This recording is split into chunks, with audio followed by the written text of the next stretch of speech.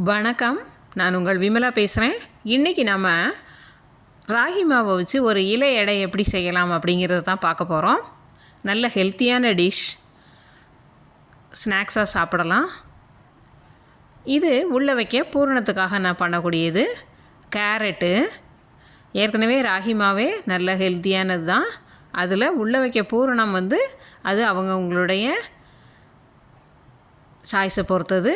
நான் இதில் கொஞ்சம் கேரட் எடுத்துருக்கிறேன், தேங்காய் பூ, கொஞ்சம் ஏலக்காய், அப்புறம் இதுக்கு தேவையான அளவு சுகர், ப்ரௌன் சுகர், வெல்லம், சீனி, கருப்பட்டி எது வேணுமோ எடுத்துக்கலாம். இப்போ இது எல்லாத்தையுமே நல்லா என்ன செய்யணும், மிக்ஸ் பண்ணிக்கணும். தண்ணி எதுவுமே வேண்டாம். கேரட்டில் ஏற்கனவே கொஞ்சோண்டு மாய்ஸ்சர் இருக்கும், அதனால் அதை மட்டும் வச்சு என்ன செய்யுங்க, அப்படியே மிக்ஸ் பண்ணி எடுத்து வச்சுக்கோங்க.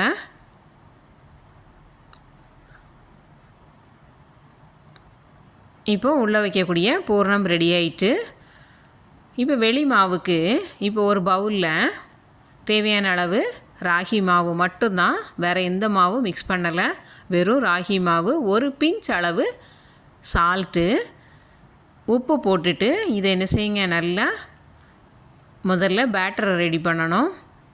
அதாவது ரொம்ப திக்காகவும் இல்லாமல் ரொம்ப வாட்டரி கன்சிஸ்டன்சியும் இல்லாமல் மாவு ஒரு மீடியமாக உள்ள பதத்தில் இருக்கணும். அதாவது போரிங் கன்சிஸ்டன்சி இருக்கக்கூடாது, ரொம்ப திக்காகவும் இருக்கக்கூடாது. அந்த இதில் கொஞ்சம் லூஸாக என்ன செய்யணும், மாவை கரைச்சி எடுத்து வச்சுக்கணும். இந்த பாருங்கள், இதுதான் மாவினுடைய பதம், இப்படி தான் இருக்கணும்.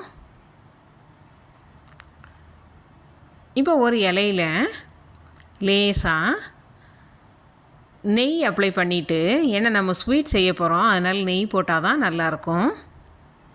லேசாக ஒரு ட்ராப் போதும், அந்த இலையில் ஒட்டாமல் வரணும். அதுக்காக நம்ம வச்சுருக்கக்கூடிய அந்த மாவை, ராகி மாவை எடுத்து எங்கேயுமே இடைவெளி இல்லாதபடிக்கு என்ன செய்யணும், மாவை அப்ளை பண்ணணும். இலை ஃபுல்லாக ஊற்றக்கூடாது, ஓரளவு. இது நான் கரெக்டாக ரவுண்டு ஷேப்பில் ஓவல் ஷேப்பில் வருமா அப்படின்னா அது கொஞ்சம் டவுட்டு தான். ஏன்னா மாவு கொஞ்சம் லிக்யூடாக இருக்கு இல்லையா, அதனால் கொஞ்சம் இலையும் கொஞ்சம் பெருசாக இருந்தால் நல்லாயிருக்கும். கரெக்டாக நீங்கள் வச்சுருந்தீங்கன்னு வச்சுக்கோங்களேன், அந்த மாவு எங்கேயும் ஓடி போகிறதுக்கு சான்சஸ் இருக்குது. நம்ம போட்டிருக்கிறது எல்லாமே சத்துள்ள பொருட்கள். ராகி மாவு உடலுக்கு நல்லது, குளிர்ச்சி தரக்கூடியது. அதே மாதிரி கேரட்டும் உடம்புக்கு ரொம்ப நல்லது.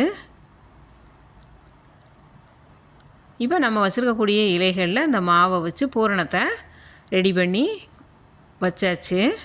இலையில்